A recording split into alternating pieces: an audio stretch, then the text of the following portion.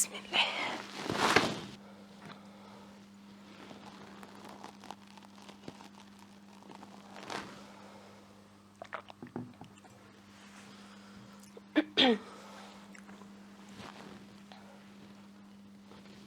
ازيكم يا احلى بنات في الدنيا؟ عاملين ايه؟ وحشتوني جدا جدا.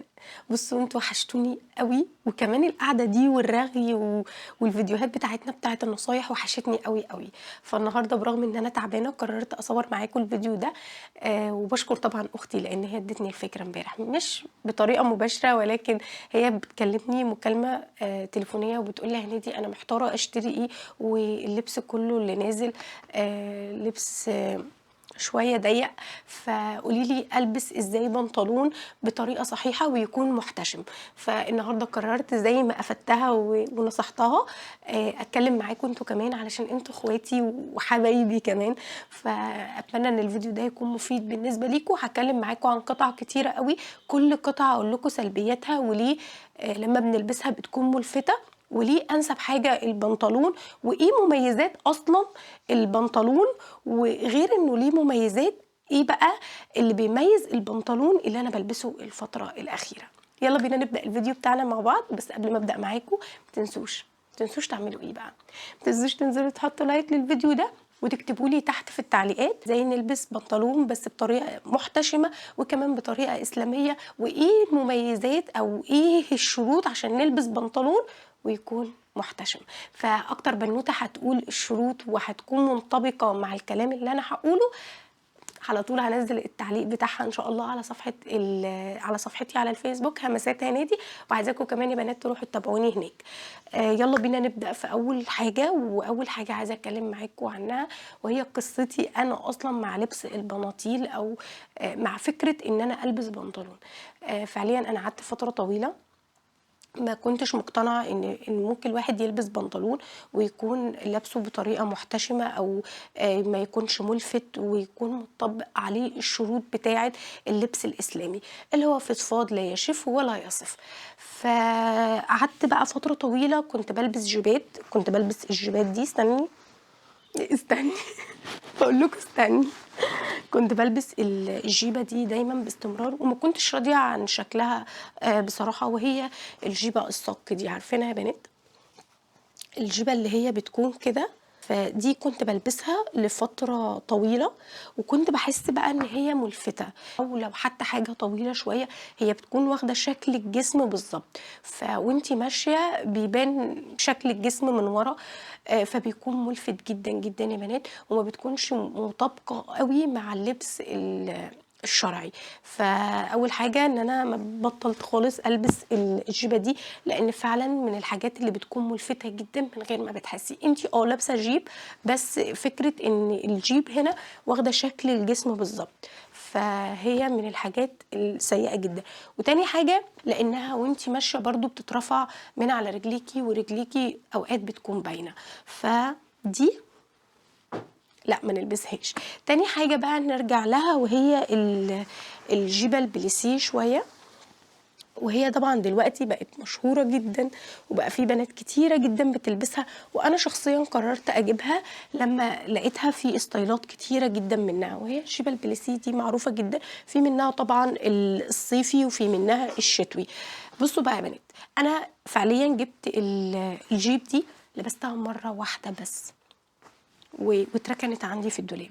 هقول لكم ليه. لاني لما جبتها في موسم الشتاء اللي فات وجيت البسها بقى طبعا، وكنت مبسوطه قوي قوي ان انا هجرب الجيبه البليسيه، بس للاسف لما لبستها كان في هوا فكانت بتطير. مهما كنتي انتي لابسه بنطلون فعمرك ما هتكوني لابسه بنطلون يكون واسع تحت جيب، انت بتبقي لابسه بنطلون واخد شكل الرجل بالظبط، فلما بيترفع بيبقى الشكل ملفت جدا جدا جدا. فهي من الحاجات اللي ما حبيتهاش وما حسيتهاش مناسقه خالص مع اللبس الشرعي بتاعنا، فلا ما حبيتش خالص الجيب، مع ان في بنات كتيره جدا ممكن تكون بتلبسها، بس للاسف انا لما جبتها برضو كانت واخده طولي بس، يعني مش طويله قوي، فكان أقل شوية هوا كانوا بيطيّروا الجيبة وكانوا بيخلّوا الشكل مُلفت.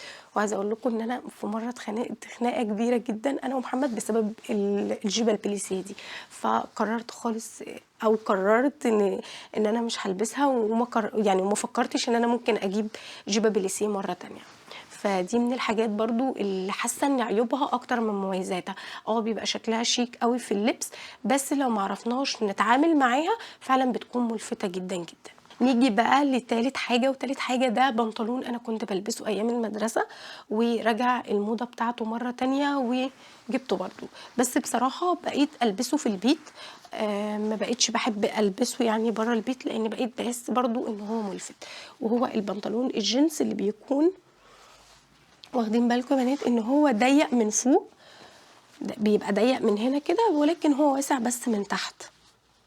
فده برضه من الحاجات لو أنتِ ما أنتيش لابسة حاجة طويلة أوي، بيكون مُلفت جدًا وبيكون شكله مبيّن كل شكل الجسم من فوق يعني، فما بقيتش باحبه، وبرغم إن في بنات كتيرة جدًا بتلبسه علشان هو واسع، بس لو أنتِ ركزتِ شوية هتلاقي البنطلون فعلًا مُلفت جدًا، جدًا. فده من البناطيل اللي ما بقيتش أحب أجيبها مؤخرًا، لإن بقيت باحسها مُلفتة جدًا. وطبعًا رابع حاجة وهو البنطلون اللي بيبقى واخد شكل الجسم بالضبط، بيبقى زي الstretch بالضبط كده يا بنات، وبنقول عليه بنطلون ليجن. آمم سوري بقى عشان بردانة وتعبانة.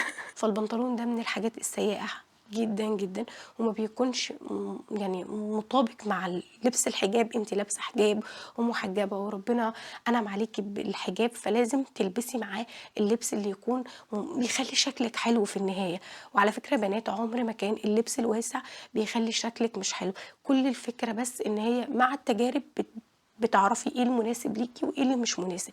ودايمًا باقولها لبنتي وباقولها لنفسي وهاقولها لكم تاني، خلّي عينيكِ هي مرايتِك، طبّقي كل حاجة على اللبس وهتلاقي نفسِك بتختاري اللبس اللي فعلًا مناسب. ما يمنعش شوية إن إحنا بنروح شوية كده وأوقات بنبقى مفكّرين لمّا إحنا هنلبس ضيّق هيكون شكلنا أحلى، بس فعليًا يا بنات إحنا لمّا بنلبس واسع بنكون مرتاحين أوي وبيبقى الشكل النهائي جميل، وبيبقى لمّا بتعدّي على حد كده وأنتِ ماشية بتبُصّي تلاقيه يقول بسم الله ما شاء الله، بُصّي لبسها محترم إزاي، بُصّي لبسها لايق على الحجاب اللي هي لابساه. فدايمًا حُطّي الكلام ده في دماغِك وأنتِ بتشتري اللبس.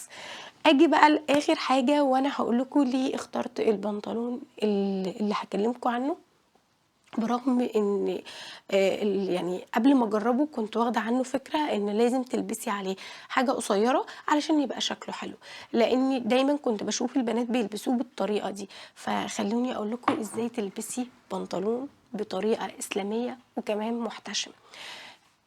أنا من وجهة نظري إنه بيكون محتشم أكتر من الفستان اللي بيكون مفصّل أو بيكون ضيّق ومبيّن الجسم.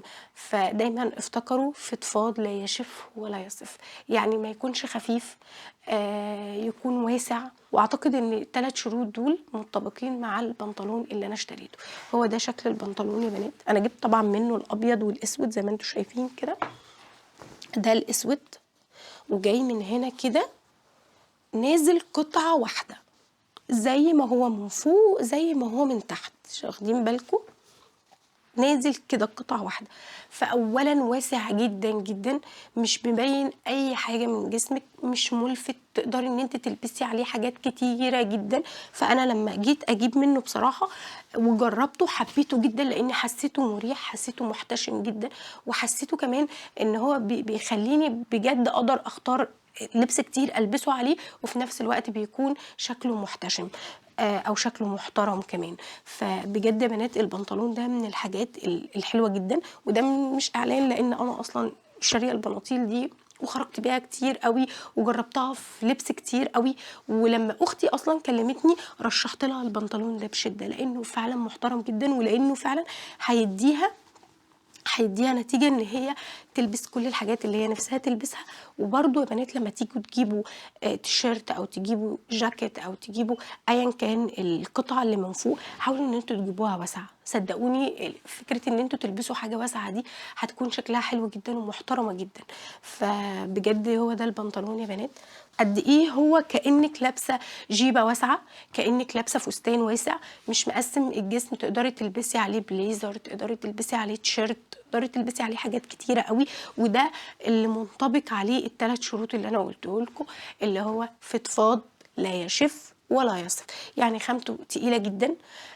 تاني حاجة يا بنات فضفاض وما بيشفش، وكمان لا يصف، يعني ما بيوصفش اي حاجه من جسمك. فحاولي ان انت وانت بتشتري اللبس، لو انت بتحبي تلبسي بناطيل، فبجد برشح لك البنطلون ده جدا جدا، لانه عن تجربه شخصيه.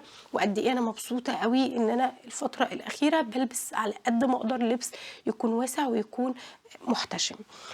طبعا زي ما قلت لكم ان انا جبت منه الابيض.